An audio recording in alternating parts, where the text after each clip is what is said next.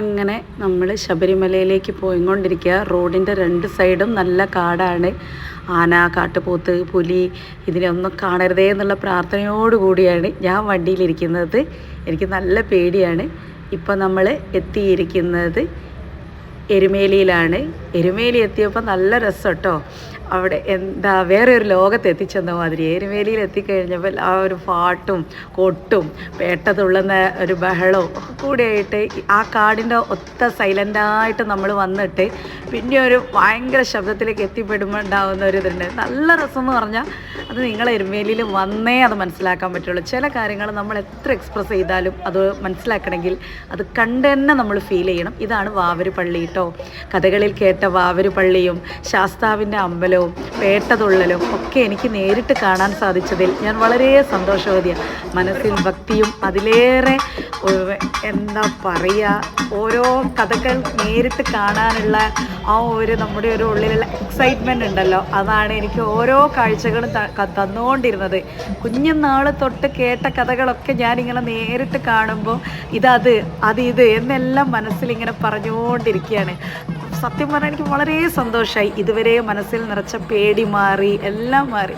നമ്മൾ മറ്റൊരു ഫീലായി, ഭക്തിമയത്തിന് ആയി, എല്ലാം എന്താ പറയുക.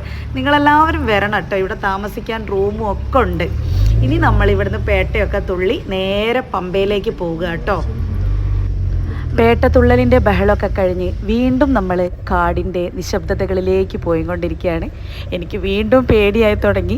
മലയുടെ മുകളിലേക്കല്ലേ പോകുന്നത്. ഓരോ വളവും കയറ്റവും ഒക്കെ ഞാനിങ്ങനെ പ്രാർത്ഥിച്ചുകൊണ്ടായിരുന്നത്. ആനേനെ കാണരുതേ. ഞങ്ങൾ പോകുന്ന വഴിയിൽ ഒരു വലിയ കാട്ടുപോത്തിനെ കണ്ടു. എനിക്ക് സത്യം പറഞ്ഞാൽ വീഡിയോ ഒന്നും എടുക്കാൻ പറ്റിയില്ല, പേടിച്ചിട്ടാട്ടോ. അങ്ങനെ ഞങ്ങളിവിടെ പമ്പയിലെത്തി. പമ്പയിൽ കാറൊക്കെ പാർക്ക് ചെയ്യാനുള്ള പാസ്സെല്ലാം ഞങ്ങൾക്ക് കിട്ടിയിട്ടുണ്ട്. പമ്പയിൽ കാറൊക്കെ പാർക്ക് ചെയ്തു. അപ്പം ആദ്യം ഏട്ടനും മക്കളും ഒക്കെ മല കയറുമ്പോൾ ഞങ്ങൾക്ക് താമസിക്കാൻ ഒരു സ്ഥലം വേണമല്ലോ. ഇവിടെ പേടിക്കാനൊന്നുമില്ല കേട്ടോ. നമ്മൾ ലേഡീസിനൊക്കെ വരാം. ഇവിടെ സത്രപ്പന്തൽ ഇഷ്ടം പോലെ ഉണ്ട്. ഇവിടെ ഏറ്റവും വലിയ പ്രശ്നം എന്താണെന്ന് വെച്ചാൽ ബാത്റൂം. സത്യം പറഞ്ഞാൽ ഞാൻ ആലോചിക്കുക, എത്ര കോടികളുടെ വരുമാനം കിട്ടുന്നതാണ്. നല്ലൊരു ബാത്റൂം ചെയ്താൽ എത്ര ഉപകാരപ്രദമാവും. ബാത്റൂം ഉണ്ടോയെന്ന് ചോദിച്ചാൽ ഉണ്ട്, പക്ഷേ തീരെ എന്ന് പറയുന്നത് തീരെയില്ല. പമ്പ പുണ്യനദി എന്നാണ് നമ്മൾ പാട്ടിലൂടെയും കഥകളിലൂടെയൊക്കെ കേട്ടത്. പുണ്യനദി തന്നെയാണ്, പക്ഷേ മനുഷ്യരെല്ലായിടത്തും മാലിന്യങ്ങൾ കൂമ്പാരമായിട്ട് എറിയാന്ന് പറഞ്ഞ മാതിരി ഇവിടെയും നമ്മൾ ധരിച്ചിരിക്കുന്ന കറുപ്പ് വസ്ത്രം ഇവിടെ ഉപേക്ഷിച്ചിട്ടിട്ടും അടിവസ്ത്രം വരെ ഉപേക്ഷിച്ചിട്ടിട്ടും ചില സ്ഥലത്ത് എന്താ പറയുക, മലമൂത്ര വിസർജനം പമ്പയിൽ നടത്തുന്നു, ചില സ്ഥലത്ത് അതെടുത്ത് വായയിൽ വെച്ച് കുളിക്കഴുന്നു. സത്യം പറഞ്ഞാൽ വളരെയധികം അസഹനീയമായ ഒരു കാഴ്ചയാണ് എനിക്ക് ആ പമ്പയിൽ അങ്ങനെ ഫീൽ ചെയ്യപ്പെട്ടത്. എത്ര നല്ലതായിട്ട് നമ്മുടെ പ്രകൃതി നമുക്ക് തന്നിരിക്കുന്ന സ്ഥലമാണത്. നമ്മൾ മനുഷ്യർ അതെന്തിനു വെറുതെ നശിപ്പിക്കുന്നു? നമ്മൾ വേണ്ടേ പ്രകൃതിയെ സംരക്ഷിക്കാൻ? നമ്മൾ പ്രകൃതിയെ സംരക്ഷിച്ചാൽ പ്രകൃതി നമ്മളെയും സംരക്ഷിക്കും.